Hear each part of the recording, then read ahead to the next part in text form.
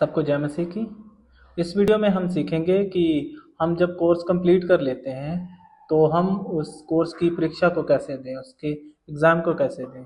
तो आपको आपके व्हाट्सएप पे आपको इस तरीके से एक परीक्षा देने के लिए आपको एक यूआरएल मिल जाएगा।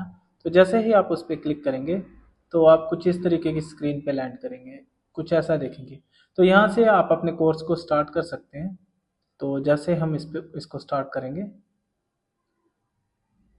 तो इस तरीके से हमारे पास पहला प्रश्न आएगा, पहला क्वेश्चन आएगा।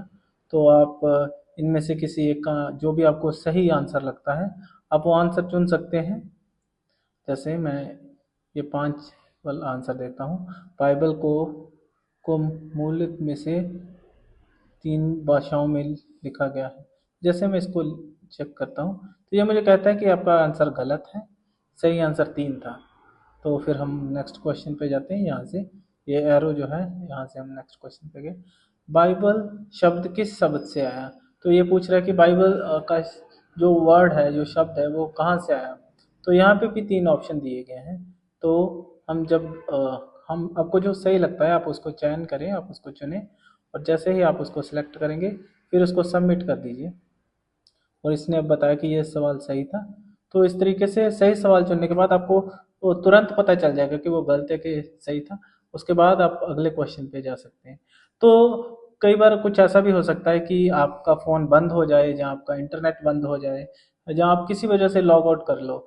तो दोबारा आप जब इस एग्ज़ाम को देने के लिए, इस पेपर को देने के लिए, इस परीक्षा को देने के लिए सेम यूआरएल पे क्लिक करेंगे, उसी यूआरएल पे क्लिक करेंगे, तो जो पहले सवाल दे चुके हैं उनके जो आंसर हैं वो पहले से ही सेव हो चुके हैं।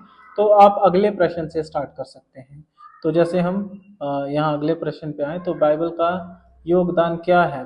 तो इसमें से उन्होंने काफ़ी सारे 3 ऑप्शन दिए हैं इस प्रश्न के आंसर में। तो आपको जो सही लगता है तो आप उसको यूज़ कर सकते हैं।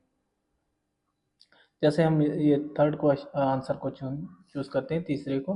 तो जैसे हम इसको चुनते हैं तो वो कहता है कि पहला तीसरा गलत था। तो इसके बाद हमें इस तरीके का एक बटन दिखेगा कि इस परीक्षा को आप ख़त्म कर सकते हैं, क्योंकि आपने तीनों, यहाँ 3 सवाल थे इस परीक्षा में तो हमने तीनों के आंसर दे दिए। तो जैसे ही हम इस बटन पे क्लिक करेंगे फिनिश क्विज पे, तो वो हमें कहता है कि क्या अपनी परीक्षा को आप सबमिट करना चाहते हैं। जैसे हम इसको सबमिट करके ओके करेंगे तो हमारी ये परीक्षा जो है वो सेव हो जाएगी और उसका रिजल्ट हमें कुछ इस तरीके से मिल जाएगा। यहाँ बता रहा है कि हमने 2 क्वेश्चंस के आंसर गलत दिए और 1 का सही दिया, इसलिए हमारे इतने इतने परसेंटेज नंबर आए।